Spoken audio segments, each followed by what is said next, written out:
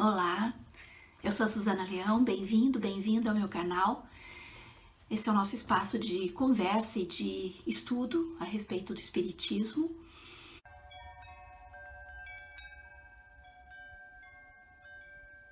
Hoje eu trouxe o Livro dos Espíritos, eu quero ler um trecho do Livro dos Espíritos, que é na parte segunda do capítulo 1, onde Kardec faz uma esquematização. Ele está falando sobre as categorias dos espíritos, as classes dos espíritos.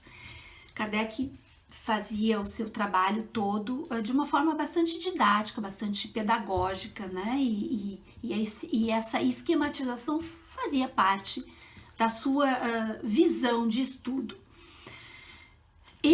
Nessa parte, ele subdivide os espíritos dessa terceira categoria em 10 classes, tá?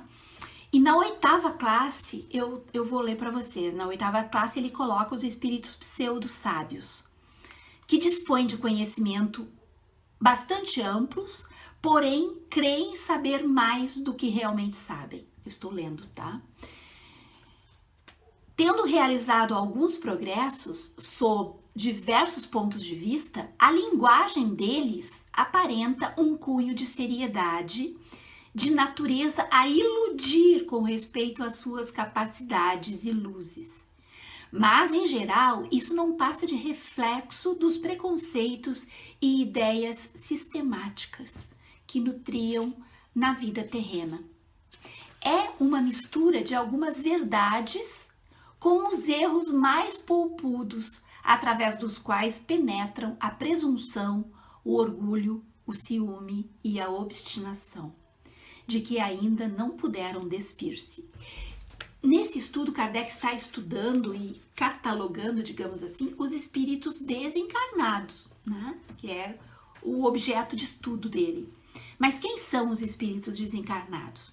São as pessoas que morreram, são as pessoas sem o corpo físico. Ou seja, quando nós desencarnarmos, quando nós morrermos, nós seremos esses espíritos. E nós, mesmo encarnados, porque nós somos espíritos encarnados, nós fazemos parte também dessa catalogação. Por quê? Apesar de nós ainda termos o corpo físico, nós somos espíritos. Então, o nosso espírito, ele também está, porém, mais camuflado, porque nós estamos ainda dentro de um contexto social, geográfico, cultural, nós ainda temos o corpo físico, enfim. Mas quando nós desencarnarmos, nós vamos exatamente para essa categoria, né? Existem várias outras categorias, mas eu estou dizendo os pseudo-sábios, quando desencarnarem, vão para essa categoria. Por que eu trouxe esse assunto? Porque nós estamos vivendo um tempo muito complexo, muito difícil mesmo para nós espíritas. Nós vimos o médium famoso, que eu volto a dizer, eu não gosto de nomear essa pessoa, não gosto, porque os seus seguidores entram aqui nesse canal e destilam um monte de agressividade, destilam ofensas, xingamentos bastante pesados, né, contra a minha pessoa, porque eu acho que o médium famoso, ele criou uma auréola em volta de si, de santidade, né, ele é intocável, ninguém pode falar, porque ele é médium. João de Deus também é médium. Ele não pode, nós não podemos comentar os seus erros, por quê? Porque ele tem uma instituição de caridade. A Flor Delis também tinha. A Flor Delis também adotava aquelas crianças todas. Essa coisa de adotar as crianças que se retira da rua, eu acho muito estranho, na verdade. Eu acho muito estranho. Como é que uma pessoa vai adotar 50, 100 filhos e parece que já o médium famoso já está em 600? Isso é alguma competição? Isso é para chegar ao Guinness? Isso é adotar essas crianças por adotar? É assim que é? Quem é que em sã consciência tem 600 filhos? Que tipo de paternidade é essa? Bom, tudo bem. Isso é uma opinião pessoal, né? Os da extrema direita defendem tanto o direito à liberdade de expressão e tal, mas quando recebem algum tipo de crítica, eles são os primeiros a agredirem, a dizerem bobagem, a ofenderem pessoalmente, em nível pessoal mesmo, né? Então eu agora estou aqui exercendo a minha liberdade, como vocês adoram dizer, né? Vocês da direita, da extrema direita. Esse médium famoso, que, ao meu ver, ele se encaixa perfeitamente na categoria dos pseudo-sábios, porque quem viu aquele último livro dele, aquele da transição planetária, eu até tenho um vídeo aqui onde eu li alguns trechos daquele livro, ele fala abertamente em xenofobia, ele exalta, ele expressa xenofobia contra a China, ele fala em tratamento precoce, ele fala contra as vacinas, ele fala coisas impressionantes nesse livro, sabe? Coisas típicas de uma pessoa ignorante, uma pessoa que não conhece, que não tem conhecimento. Aí quando ele se arvora a falar sobre Marx, é deprimente. É deprimente, é a típica leitura de orelha de livro de uma pessoa que se sente no direito de falar sobre coisas as quais ele não conhece. Ele não conhece.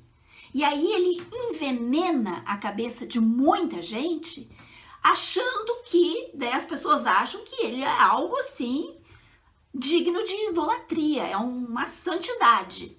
Porque é médium, porque tem a instituição de caridade. Olha, gente, eu acho que a gente precisa começar a ter um pouquinho mais de pés no chão. A gente precisa. Uma admiradora, seguidora, sei lá, porque o que ele criou parece uma seita, na verdade. Parece uma seita. São pessoas que se comportam como se pertencessem a uma seita. A uma seita. Chega a dar medo. Sabe aquela coisa de que falou do líder da seita, a seita toda vai em cima? É assim que eles se comportam. E, inclusive, eu quero avisar, porque eles vão cair aqui me xingando e me ofendendo. Eu estou fazendo print de todos os comentários e eu vou expor um a um desses comentários. Eu vou expor essas pessoas. Vou expor. Porque da mesma forma que elas se sentem no direito de entrar e agredir pessoalmente alguém, eu vou usar exatamente o meu direito de expressão, idem, exatamente igual, da mesma forma, sabe? Porque existem coisas que a gente precisa usar as mesmas armas argumentativas, digamos assim, né? Então, veio aqui falar abobrinha a meu respeito, o comentário vai ser printado e eu vou expor essas pessoas, todas. Vou fazer isso. Então tenham muito cuidado com o que vocês estão falando, tá? Porque defender uma atrocidade porque a pessoa é médium não tem cabimento. Nós temos inúmeros médiums, tá? Inúmeros médiums problemáticos com problemas, inclusive criminais, né? Eu citei o João de Deus, eu não estou comparando, mas eu estou dizendo, a mediunidade não libera ninguém da crítica, tá? E assistência social não libera ninguém da crítica. A pessoa pode fazer a assistência social, mas se ela tá errada, ela pode receber crítica sim. Não existe essa coisa, esse endeusamento. Esse endeusamento é coisa de seita.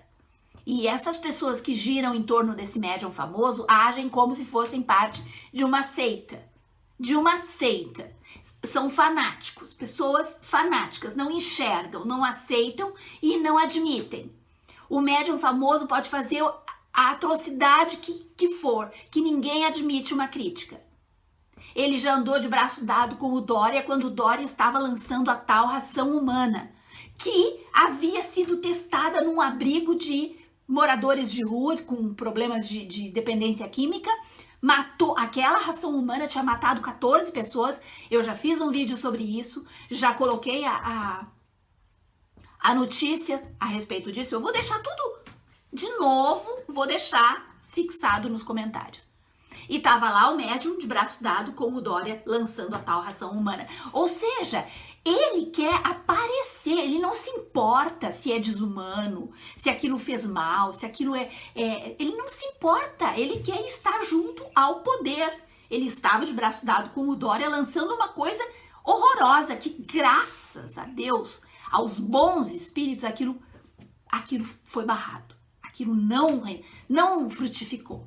Aquilo não foi para frente, tá? E agora o médium famoso estava todo feliz e esfuziante, de braço dado, com o miliciano genocida, recebendo medalha. Recebendo medalha de um homem que prega o armamento, que prega a morte, responsável por 60 milhões de famintos no Brasil, por 660 mil mortos na pandemia. Gente, quando nós já podíamos ter a vacina, eles estavam tentando ganhar propina na vacina. Eles estavam querendo lucrar na compra da vacina.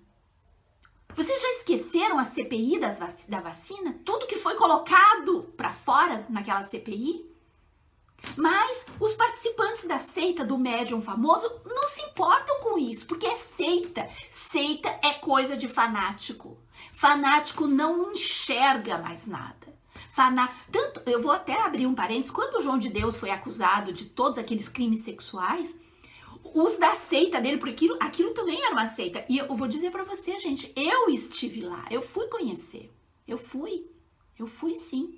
Eu fui fazer um tratamento lá. João de Deus é médium, sim. Foi. Eu recebi uma cirurgia lá. O comportamento daquelas pessoas é absolutamente de seita. Eles não enxergam mais nada. Eles entregam a vida deles ali. Entregam. Cegamente. Cegamente. Eu não tive nenhum tipo de assédio, nada. Eu mal tive contato.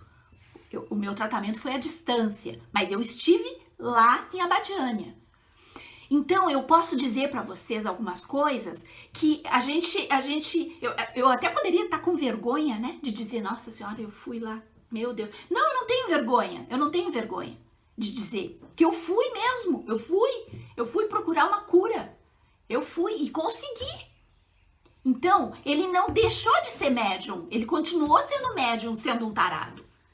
A mediunidade não é aval de moralidade. A pessoa continua tendo o caráter ou a falta de caráter e continua sendo médium, né?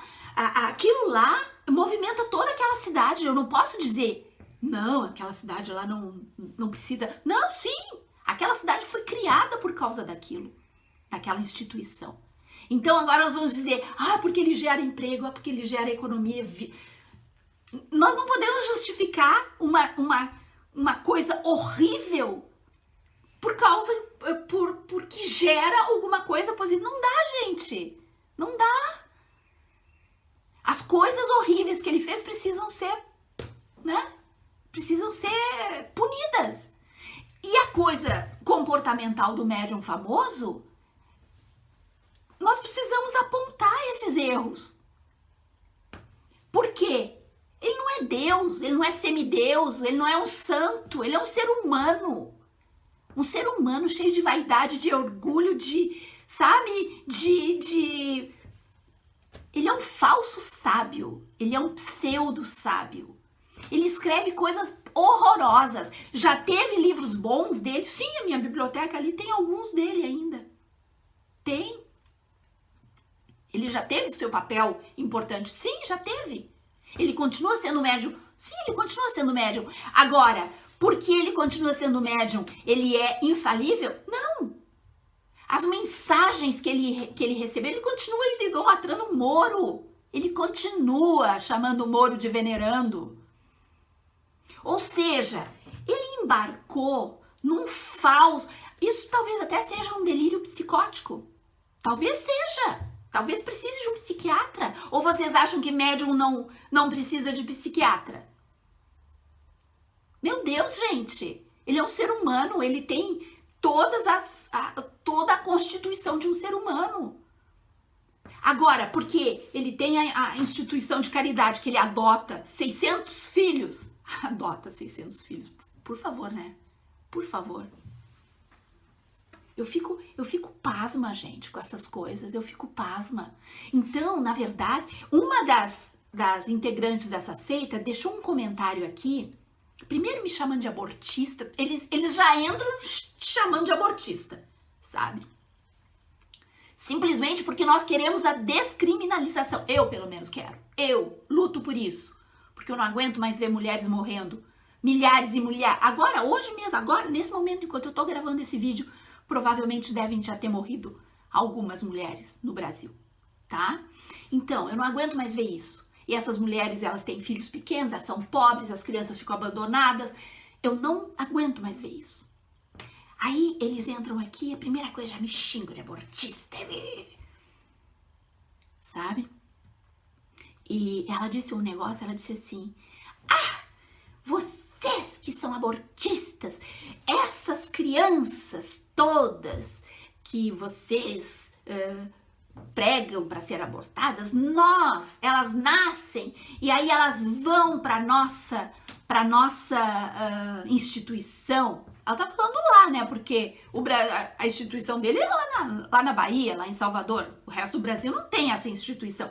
E aí ela disse o seguinte, que é muito bom que nasça muita dessas crianças, porque daí eles vão ter crianças lá para atender. Vocês entendem isso?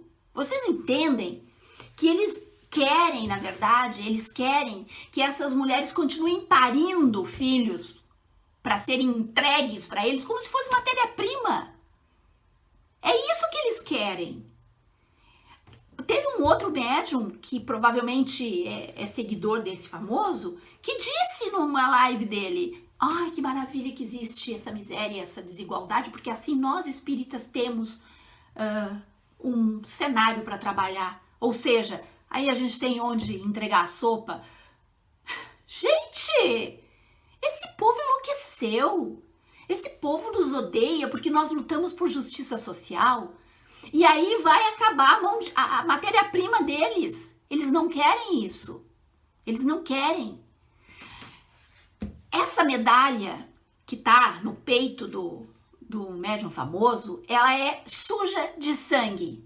Ela é suja de sangue indígena, ela é suja de sangue de negros jovens de periferia, que a polícia mata, que a polícia desse genocida tá matando muito mais. Essa medalha é suja de sangue de gente pobre que tá morrendo de fome. 60 milhões de pessoas estão passando fome no Brasil. Essa medalha é suja de toda a gosma que esse governo jogou sobre o país. Essa medalha imunda, que deixou o médium famoso todo serelepe e sorridente, é a cara dessa seita. É a cara deles. É a cara deles. Então, o que eles querem é muita pobreza, é muita miséria e desigualdade para que eles tenham matéria-prima. Para ficar cada vez mais... Para adotar 1000 e poucos crianças. Adotar essas crianças. Para dizer que tem 600 filhos, 3.000 netos. Ridículo isso. Ridículo isso.